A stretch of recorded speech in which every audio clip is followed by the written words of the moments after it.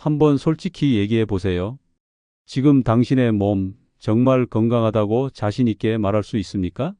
젊을 땐 몸이 알아서 회복되고 조금 무리해도 괜찮다고 생각했지만 나이가 들수록 작은 관리 소홀이 큰 병으로 이어집니다. 하루 이틀 씻지 않아도 괜찮다고 넘어가고 귀찮다고 대충 씻고 넘어가다 보면 어느새 세균은 번식하고 염증은 생기고 면역력은 떨어져 갑니다.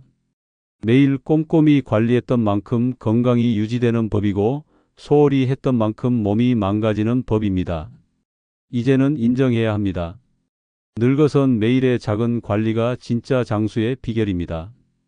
단순해 보이지만 매일 씻어야 할 6곳을 놓치면 그것이 바로 건강을 갉아먹는 독이 됩니다.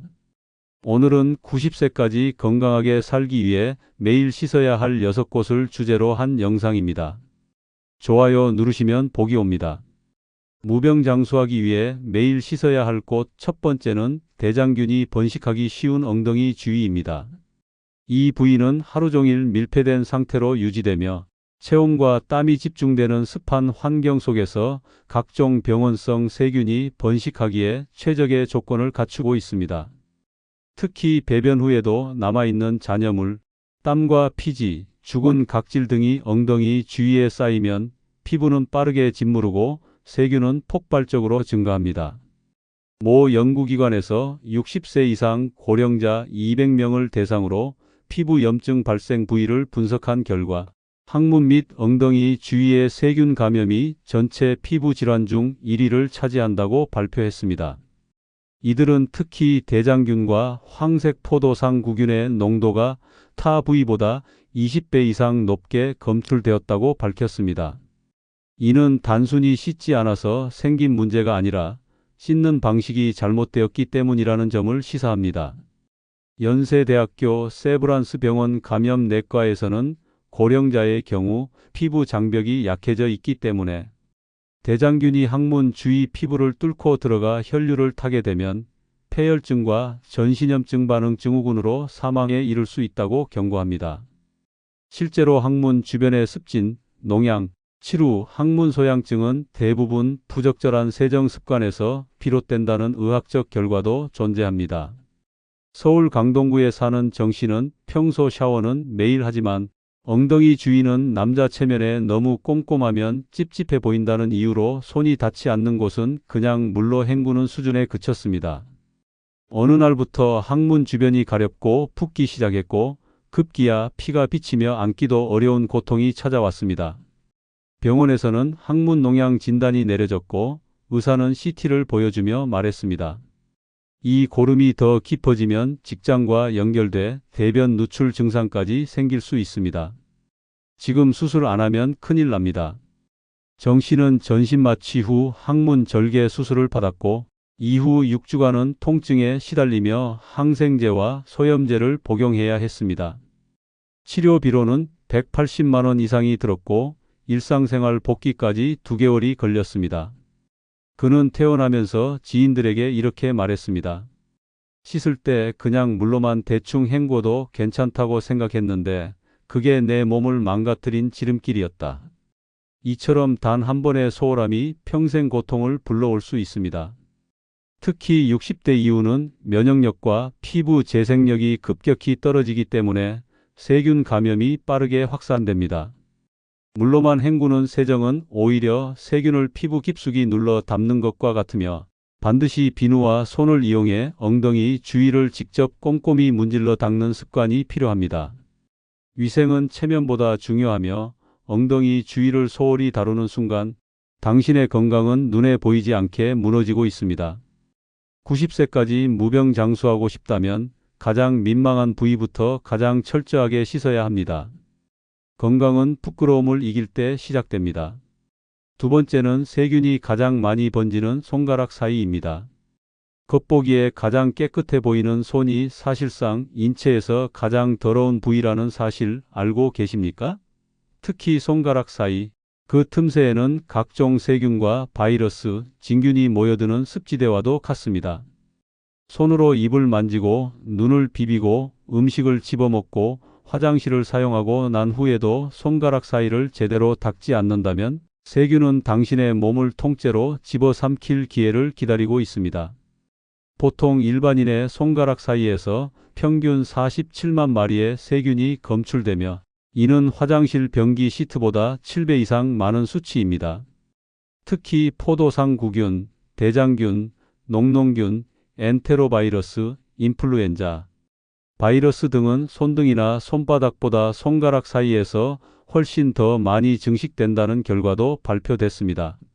손을 자주 씻는 사람조차 손가락 사이는 대충 넘기기 때문에 이 부위는 세균의 영구 거주지가 되는 것입니다.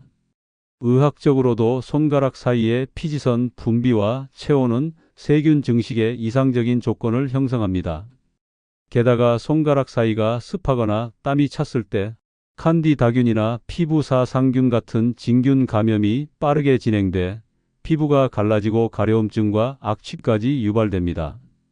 만성화되면 지간백선이라는 피부병으로 발전하며 특히 당뇨가 있는 고령자는 이 감염이 발 전체로 퍼질 수 있습니다.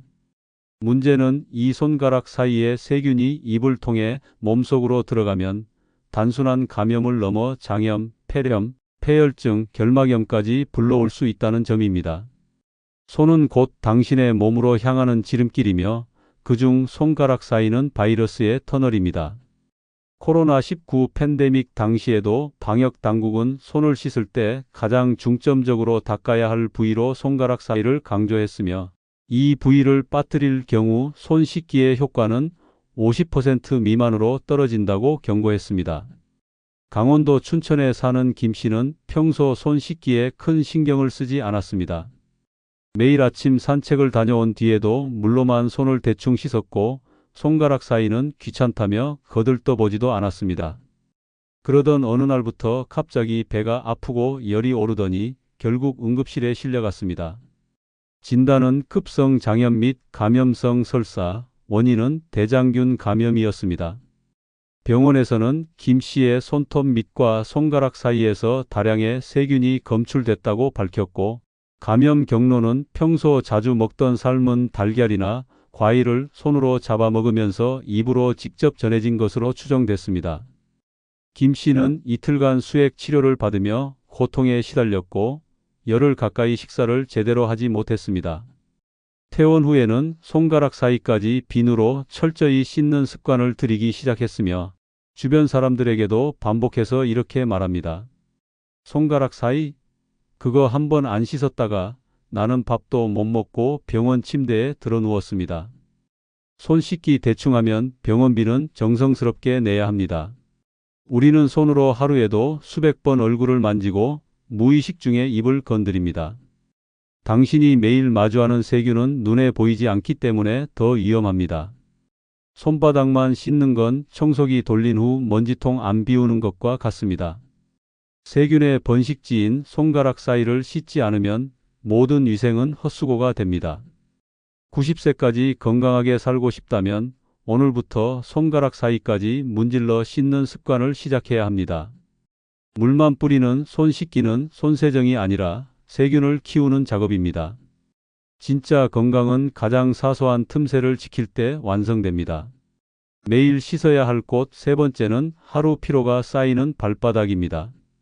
발은 온몸의 하중을 버티는 부위이자 세균과 먼지, 땀, 각질이 하루 종일 축적되는 숨겨진 감염 경로입니다. 특히 발바닥은 신체 중에서 가장 많은 땀샘이 밀집된 부위로 하루 평균 200cc 이상의 땀을 배출하는데 이 땀이 제대로 씻기지 않으면 진균과 박테리아가 순식간에 번식합니다. 발바닥은 단순히 냄새 나는 곳이 아니라 무방비 상태로 두면 전신 건강을 뒤흔드는 병원균의 출입구가 됩니다. 보통 고령자의 23%가 발에서 시작된 진균 감염이 다리 전체로 퍼지며 피부 괴사나 궤양으로 이어진다고 합니다. 특히 65세 이상에서는 피부 재생력이 떨어지고 말초혈관의 순환이 둔화되기 때문에 발바닥에 남은 세균 하나가 수일 내에 당뇨병성, 족부염, 봉화지겸, 림프관염으로 진행될 수 있습니다. 의학적으로도 발바닥은 외부 접촉이 작고 신발 속에서 고온다습한 환경에 노출되기 때문에 백선균, 칸디다균, 포도상구균 등 감염성 세균이 가장 활발하게 번식하는 부위입니다. 문제는 세균 자체보다 이 부위가 내 몸의 아래라는 이유로 가장 소홀히 씻긴다는 점입니다. 많은 이들이 발을 물에 담그기만 하거나 대충 헹구고 끝내는 습관을 가졌고, 그 결과 발바닥은 세균의 집합소가 되어버립니다. 인천에 사는 박 씨는 평소 걷기 운동을 즐겼고 하루 8,000보 이상을 소화하는 건강한 일상을 보냈습니다. 그러나 어느 날부터 발바닥이 간지럽고 껍질이 벗겨지기 시작했습니다. 그는 단순한 무좀으로 생각하고 방치했지만 증상은 점점 심해져 발톱까지 변색되고 결국 발등까지 붓고 열이 나는 지경에 이르렀습니다. 병원에서는 진균 감염으로 인한 림프관염이라는 진단이 내려졌고, 치료는 항생제와 항진균제를 동반한 3주간의 집중 입원 치료였습니다. 의사는 말했습니다. 발바닥에서 시작된 세균이 림프관을 타고 다리 전체로 올라갔습니다. 면역력이 떨어졌다면 폐혈증으로 이어질 수도 있었어요. 박 씨는 이후 일상생활에 큰 불편을 겪었고 걷는 것조차 두려워졌습니다. 그는 태어나면서 주변 사람들에게 발바닥 매일 씻는다고 생각했지만 손으로 비비며 닦은 적은 한 번도 없었다며 대충 헹군 물 몇 방울로 건강을 지킬 수 있다고 착각한 내가 바보였다고 고백했습니다. 이처럼 발바닥은 단순한 신체의 말단이 아니라 면역력과 직결된 위험지대입니다. 하루 동안 온갖 먼지와 균, 땀과 피로가 쌓이는 이 부위를 제대로 씻지 않으면 발뿐만 아니라 몸 전체가 병드는 결과를 초래합니다. 샤워 시 발을 물에 담그는 것만으로는 아무 효과가 없습니다. 반드시 손으로 직접 문질러 닦고 발가락 사이까지 꼼꼼하게 비누질을 해야 세균의 둥지를 제거할 수 있습니다.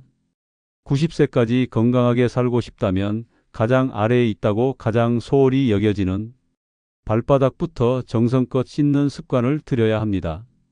내 몸의 끝이 곧 건강이 시작이며 깨끗한 발바닥은 병원비를 막는 최고의 보험입니다. 지금 이 순간 당신의 발바닥은 얼마나 깨끗합니까? 네 번째는 입 냄새와 염증의 시작, 혓바닥입니다. 겉으로 보기에 멀쩡한 입안이 사실은 세균의 온상이며 그 중심에는 혓바닥이 있습니다. 혓바닥은 음식물 찌꺼기, 세균, 죽은 세포가 하루에도 수십 겹씩 쌓이는 가장 더러운 부위입니다. 우리가 밥을 먹고 말을 하고 숨을 쉬는 그 순간마다 혓바닥 위에는 악취를 유발하는 황화합물과 염증 유발균이 증식하고 있습니다.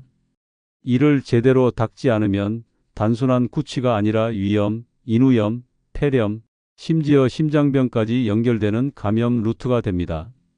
서울대학교 치의학대학원과 보건복지부가 공동 발표한 구강건강 실태조사에 따르면 65세 이상 노인의 78%가 구강 내 혓바닥 위에 설태가 과다하게 끼어 있으며 이 중 절반 이상은 입냄새의 원인이 혓바닥에 있다는 사실조차 인지하지 못하고 있었습니다.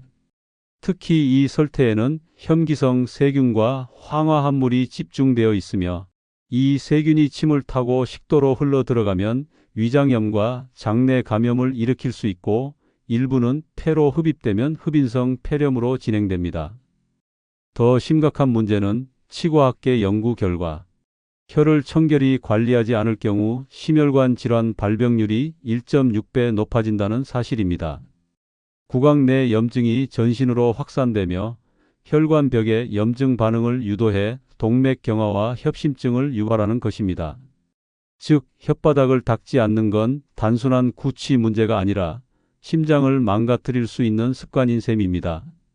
대전에서 혼자 사는 이 씨는 평소 양치질은 성실하게 했지만 혓바닥은 한 번도 신경 써본 적이 없었습니다. 어느 날부터 아침마다 입안이 텁텁하고 냄새가 심해지더니 급기야 음식 맛도 느껴지지 않고 목이 자주 붓고 아픈 증상이 반복됐습니다.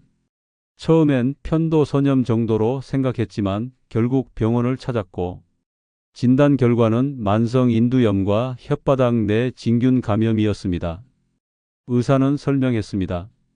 설태가 수개월간 쌓이면서 혐기성 세균이 점막을 침투해 염증이 생겼습니다. 이대로 방치했다면 폐렴이나 구강 내 궤양으로 진행됐을 수 있습니다. 이 씨는 항생제와 구강세정제를 처방받아 치료를 시작했지만 입 냄새와 미각 저하는 치료 후에도 한동안 지속됐고 음식 섭취 자체가 고역이 되었습니다. 그는 퇴원 후 혓바닥 전용 클리너를 사용해 하루 2번씩 닦는 습관을 들였고 가족에게도 이렇게 말했습니다. 양치는 했다고 말할 수 없습니다. 혓바닥까지 닦아야 그게 진짜 입속 청소입니다. 내 혀 하나 안 닦아서 나중엔 밥맛도 사람도 건강도 다 잃을 뻔했습니다. 혓바닥은 입안의 축축한 거울이며 그 상태는 곧 전신 건강을 비추는 지표입니다. 단 30초 혀를 닦는 습관 하나로 심장과 위장, 폐를 지킬 수 있습니다. 입냄새가 난다고 껌을 씹는 건 세균을 덮는 것이고 입안을 헹구는 것만으로는 혓바닥 위의 설태는 제거되지 않습니다. 반드시 전용혀 클리너나 부드러운 칫솔로 혓바닥을 문질러 닦아내야 세균의 거점을 무너뜨릴 수 있습니다. 90세까지 무병장수하고 싶다면 지금 당장 거울 앞에 서서 당신의 혓바닥을 들여다보십시오. 하얗게 덮인 설태는 단순한 위생 문제가 아니라 전신 질병의 출발선입니다. 오늘 당신이 혀를 닦지 않는다면 내일은 병원이 당신을 기다릴 수도 있습니다.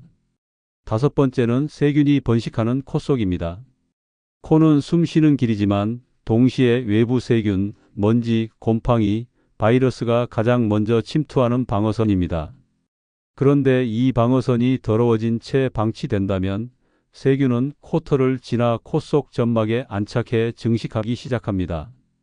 특히 나이가 들수록 면역력은 떨어지고 점막의 자정작용은 둔해지기 때문에 코 속은 세균에게 문을 활짝 열어주는 면역 허점이 됩니다.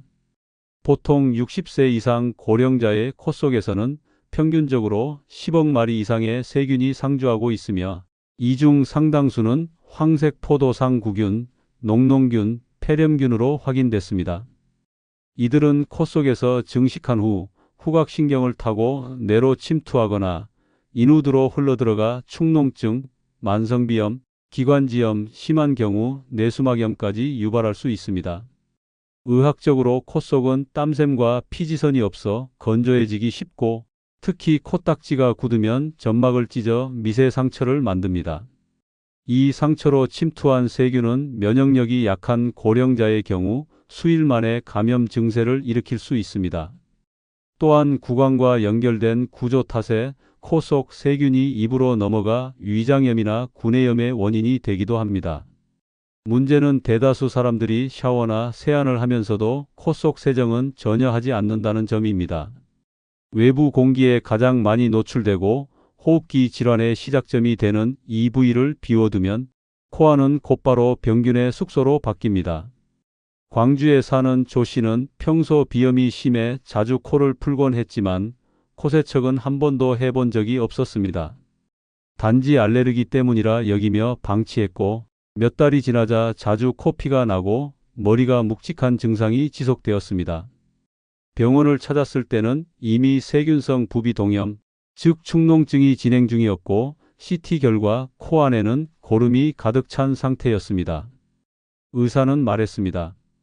코 속 점막에 세균이 침투해 염증을 만들고 고름이 두개골과 가까운 부위까지 차올랐습니다.